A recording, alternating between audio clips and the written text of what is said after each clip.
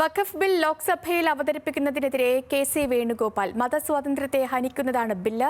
അയോധ്യയിൽ മുസ്ലിം വിഭാഗക്കാരെ ഉൾപ്പെടുത്തുമോ എന്നും കെ.സി. വേണുഗോപാൽ ചോദിച്ചു. And the data collection, everything. This government, sir, fundamentally this is an attack on constitution. Basically, when we are talking about the constitutions, this bill is a fundamental attack on constitution.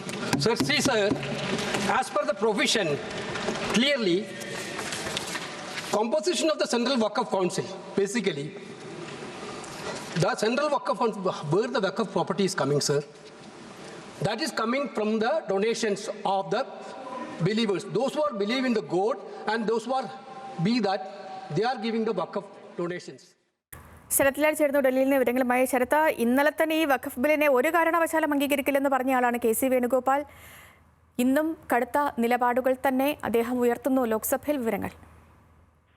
Sethulakshmi, K C. Venugopal ആണ് തുടക്കമിട്ടത്. ഈ bill അവതരിപ്പിക്കുന്നതിനെ കടുത്ത നിലപാടാണ് K C. വേണുഗോപാലും അതേപോലെ India സഖ്യത്തിലെ മറ്റു കക്ഷി നേതാക്കളും ഇന്ന് ലോക്സഭയിൽ സംസാരിച്ചുകൊണ്ടിരിക്കുന്നത്.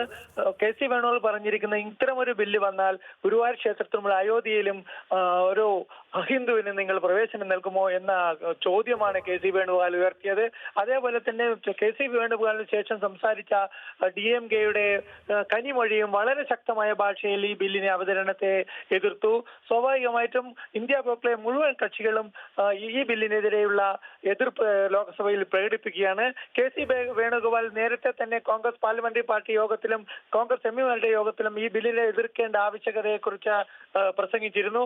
ഏതായാലും ലോക്സഭയിലെ ഇപ്പോൾ ബില്ല് അവതരണത്തിനെതിരെ ഉള്ള കോൺഗ്രസ് എംപിമാരുടെ നോട്ടീസ് ചർച്ച ചെയ്യുകയാണ്. ഇതിന്റെ ഭാഗമായിട്ടുള്ള ചർച്ച ഇപ്പോൾ ലോക്സഭയിൽ നടക്കുകയാണ്.